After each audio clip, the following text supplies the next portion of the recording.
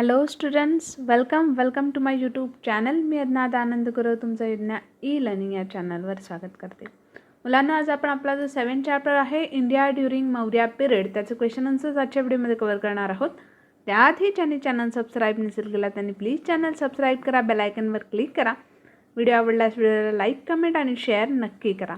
चला तर मग स्टार्ट करूया आपल्या आजच्या व्हिडिओला. आपला chapter number 7 India during Maurya period. Maurya पिरियडच्या वेळेला इंडिया कसा होता. ठीक आहे. सो फर्स्ट क्वेश्चन आहे आन्सर इन वन सेंटेन्स, म्हणजेच एका वाक्यात उत्तर लिहा. And first one, why did the satraps begin to fight among themselves, म्हणजे सत्रपांमध्ये लढाया का सुरू झाल्या. Okay. And the answer is after Alexander's death a struggle for power begin among the satraps that he had appointed. ठीक आहे. Then next question, question number 2, Who did Ashoka send to Sri Lanka for the spread of Buddhism, म्हणजे बौद्ध धर्माच्या प्रचारासाठी अशोकाने श्रीलंकेस कोणाला पाठवले. And the answer is Ashoka sent his own son Mahendra and daughter Sanghamitra to Sri Lanka for the spread of Buddhism. कोणाला पाठवलं? मुलाला स्वतःच्या आणि मुलीला. Okay. Mahendra and Sanghamitra. Then third question, what were the occupations of the people during the Maurya period? Maurya काळात कोणते व्यवसाय होते? And the answer is during the Maurya period there were many occupations like carving and engraving on ivory, then weaving and dyeing cloth and metalwork, black glaze, pottery was produced, shipbuilding and technology and making articles of iron had also developed. Okay. Fourth question, which animal engravings are found on the pillars erected by Emperor Ashoka? And the answer is excellent carving of animals like the lion, elephant, bull are found on the pillar erected by Ashoka. Okay. Then next question, can you explain, म्हणजे सांगा भाऊ हे काय आहे, तुम्ही explain करू शकता का. फर्स्ट आहे सत्रप. ओके. सो सत्रप बघा. Now what is satrap? When Alexander was forced to return back to Greece, he appointed Greek officers to administer the conquered territories and they were called satraps. Okay. Next, Sudarshan. Answer, Emperor Chandragupta Maurya built a dam called Sudarshan near Junagadh in Gujarat state. जे dam बांधलं त्यांनी त्याला सुदर्शन असं नाव देण्यात आलं. कुठे आहे ते? जुनागडला, गुजरातमध्ये. Then Devanampiya Piyadasi. Okay. And the answer is the name given to emperor Ashoka which means beloved of the gods and he who look on with affection. Okay. Fourth question, Ashtapada. Now what is Ashtapada? So the game of chess was called Ashtapada. चेसचा जो game असतो त्याला अष्टपद असं म्हणतात. Okay. Third question, recall and describe. आता तुम्हाला आठवायचं आहे आणि डिस्क्राईब करायचं आहे. The extent of Chandragupta Maurya's empire, म्हणजे चंद्रगुप्त मौर्य याच्या साम्राज्याची व्याप्ती तुम्हाला सांगायची. Okay. So the answer is Chandragupta Maurya defeated the Nanda dynasty and establish his rule in Magadha. He won Avanti and Saurashtra and began to extend the boundaries of his empire. On defeating Seleucus Nicator, he included the northwest region of Kabul, Kandahar, and Herat in the Maurya Empire. Okay. The next second question, the extent of Ashoka's empire. सम्राट अशोक याच्या साम्राज्याची व्याप्ती.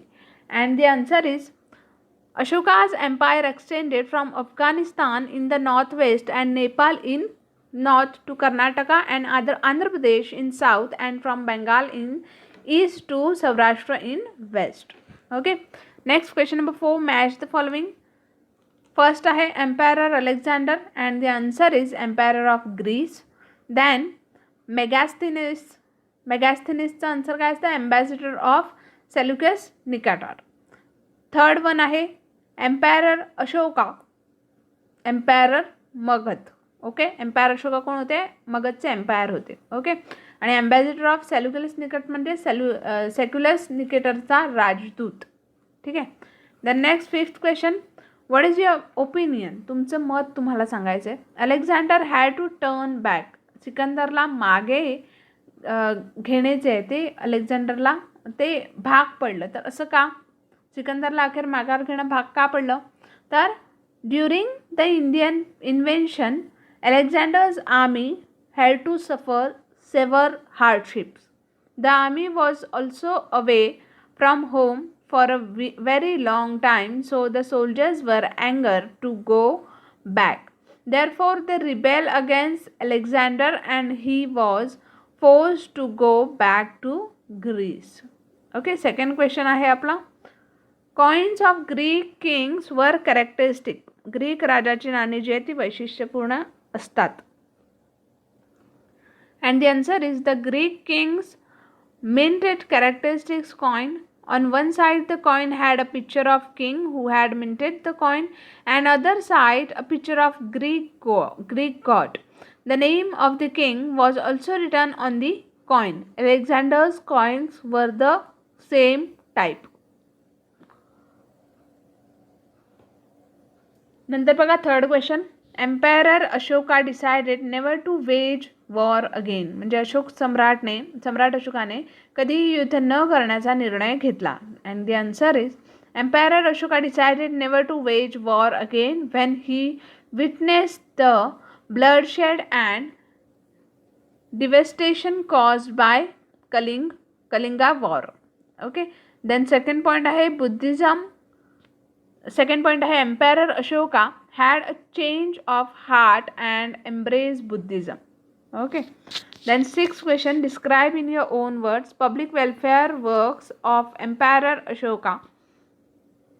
The answer is म्हणजे सम्राट अशोकाची लोककामे जी त्यांनी केली, लोकोपयोगाची कामे ती आपल्याला इथे सांगायची आहेत. So emperor Ashoka led stress on the creation of facilities for the welfare of the people. He made provision for free medicines and medical treatment for people as well as for animals. He built many roads. He dug well and built dharmashalas. ठीक है. Then second one, mean of entertainment and sport of the Maurya period. म्हणजे मौर्यकालीन मनोरंजन आणि खेळाची साधने. And the first answer is answer मतलब first point है different festivals and functions were celebrated in village and towns. Dance and music concerts were a part of entertainment. Wrestling bouts and chariot race were popular. Then board games and chess called Ashtapad was also popular. ठीक आहे. So friends, आपले questions जे आहेत ते इथेच complete झालेले आहेत.